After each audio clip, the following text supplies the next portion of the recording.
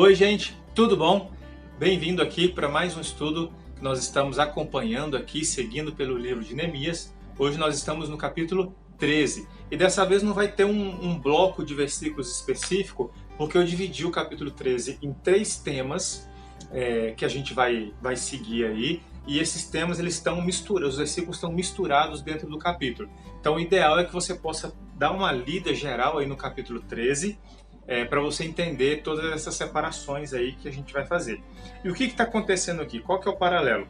A gente veio seguindo a partir do capítulo 10, vendo que o povo fez um monte de promessa, estava voltando para Deus, vamos servir a Deus, vamos renovar os nossos votos. E aqui no capítulo 13, a gente vai começar a ver as escorregadas que aconteceram aí no caminhar do povo. E aí você pode se perguntar assim, poxa, mas Neemias deixou isso acontecer? Esse é um detalhe que aconteceu aqui. O primeiro mandato de Neemias durou 12 anos. E aí é justamente nesse começo do capítulo 3 que a gente percebe que Neemias termina essa estruturação da cidade que a gente viu até semana passada, e aí ele volta para a corte do rei, e passa lá provavelmente coisa de um ano e pouco, a gente não sabe exatamente o período, mas aí depois desse período ele pede autorização ao rei novamente para voltar para Jerusalém. Então quando ele volta para Jerusalém, achando que o povo estava seguindo tudo aquilo que foi reestruturado, toda aquela aliança, todos aqueles votos, Neemias volta e vê que o povo começou a vacilar, o povo deu umas escorregadas aí. Não cumpriu aquilo que eles falaram que iam cumprir e as promessas que eles fizeram ao Senhor. E a primeira promessa que eles quebram, que eles vacilam aí, é a promessa de separação, de se separar dos outros povos. E a gente vai ver isso em vários fatores que estão espalhados dentro do capítulo. O primeiro fator é a separação do relacionamento muito próximo com alguns povos, que Deus já tinha deixado claro que Deus não queria.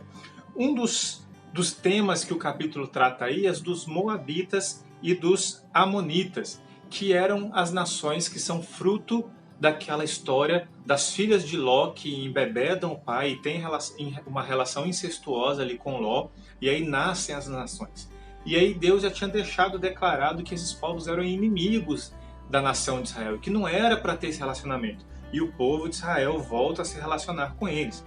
Mas o princípio que fica para a gente aqui nos dias de hoje é imaginar e a gente pensar que Deus não quer que a gente se separe, uma separação que causa um isolamento.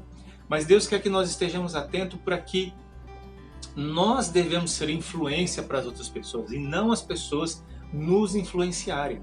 Existe gente, muita gente que se diz cristã, que vai na igreja todo domingo, mas na verdade elas não querem um relacionamento real com Deus. Elas estão ali por causa do social, elas estão ali por causa da família, elas estão por causa dos amigos, mas elas não estão ali por causa de Deus. E por não estarem ali por causa de Deus, elas não têm um compromisso em obedecer, em seguir e fazer a vontade de Deus. Mas o que acaba acontecendo? Essas pessoas começam a influenciar as outras pessoas dentro da igreja. E aí nós começamos a achar que o que essas pessoas fazem, o que essas pessoas dizem, ou a influência que elas trazem do mundo para dentro da igreja, tá tudo bem, tá tudo ok e a gente pode se render a isso. E é justamente o contrário. Nós temos que estar firmados na rocha e influenciar essas pessoas dentro da igreja e influenciar as que estão fora da igreja. Nós temos que deixar a nossa luz brilhar para que as pessoas vejam a glória de Deus e não o contrário. Nós temos que testemunhar. Um exemplo bem legal para a gente lembrar aqui, para ver como que isso é inerente à história e que a gente precisa estar muito ligado, é a história de Balaão, o profeta mercenário que não conseguiu amaldiçoar o povo de Israel, porque Deus não permitiu. E aí qual que foi a dica, qual que foi a orientação que Balaão deu para fazer com que o povo de Deus ali se rendesse? Falou, convida eles para um banquete, para uma reunião de vocês, onde vai ter adoração, idolatria, promiscuidade, prostituição, porque isso vai agradar os olhos deles, e aí, sem eu precisar amaldiçoá-los, eles vão desobedecer o Deus deles e vão receber uma punição de Deus porque desobedeceram. E foi exatamente isso que aconteceu. E por causa dos israelitas terem se aceitado esse convite, se permitido, né, colocar naquela situação, e eu gosto de usar um ditado que é: não é bom dar sorte para o azar, não é bom dar oportunidade para a coisa dar errado. E eles fizeram isso e deu errado. E aí, por causa deles, 24 mil pessoas morreram, porque Deus teve que corrigir o povo que desobedeceu, foi lá e pecou contra as ordens de Deus. Então, primeira coisa, a separação. A segunda é o inimigo intruso. Neemias já tinha acabado de voltar ali para Jerusalém, que ele descobre que dentro de uma sala do templo, o sacerdote colocou um parente dele lá que era inimigo, que tentou atrapalhar de todas as formas a reconstrução de Jerusalém. E a gente precisa lembrar que existe uma frase que a gente gosta às vezes de repetir, né? Filho de peixe, peixinho é. Mas filho de crente não é crentinho. Filho de crente também precisa converter. Não é porque uma família ela é especial, ativa, dedicada, cristã realmente dentro da igreja, que os seus parentes ou seus filhos vão ser também. A gente precisa evangelizar e cuidar dessas pessoas como se elas não fossem, mesmo que parte da família seja muito cristã e mesmo fervorosa. Porque o que a gente está vendo aqui? O sumo sacerdote cedeu uma câmara do templo para o Tobias, o amonita. E tudo isso aconteceu porque existia uma relação ali próxima, familiar, casou com aquele que é amigo do outro, que é meio parentesco. E aí azedou a questão toda. E aí o sumo sacerdote traz para morar dentro do templo, dentro da casa de Deus, um inimigo, um cara que não devia estar ali profanando o templo, profanando a sala que tinha sido consagrada para uma ação específica. Errado. E aí a terceira parte dessa questão, dessa promessa que foi quebrada, foram os casamentos mistos. Deus já tinha ordenado e o povo falou que ia aceitar isso em obediência. Nós não nos casaremos com outras nações. Olha aqui que o casamento misto fez com Salomão. Era um rei amado, um rei que Deus amava, cuidou dele, abençoou, deu sabedoria. E o que foi a ruína de Salomão?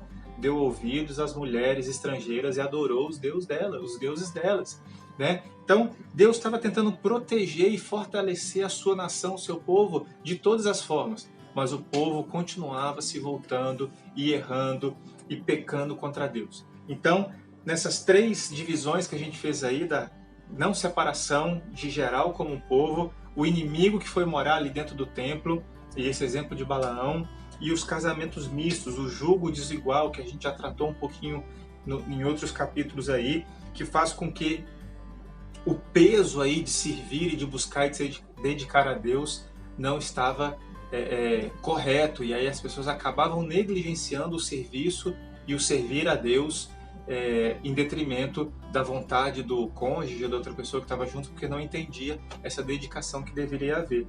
E nós precisamos entender isso e aplicar os princípios para as nossas vidas nos dias de hoje. Deus clama para que a gente se separe, para que nós sejamos santos. Não é que Ele quer que nós nos isolemos ou que nós não nos relacionemos com as outras pessoas, mas é que Ele quer que a gente esteja firmado na rocha, que é Cristo. Ele quer que nós tenhamos uma convicção muito forte de quem nós somos, de quem Ele é em nós, para que nós possamos influenciar as pessoas e não sermos influenciados por elas. Eu espero que você esteja sendo abençoado e que você possa ser fortalecido com essa palavra e se firmar na rocha que é Cristo, para que Ele possa te usar para testemunhar o amor dEle e o que Ele transformou a sua vida, para trazer mais pessoas para perto dEle, para o amor dEle e para a nova vida que Ele tem para oferecer. Deus abençoe, uma ótima semana. Tchau, tchau.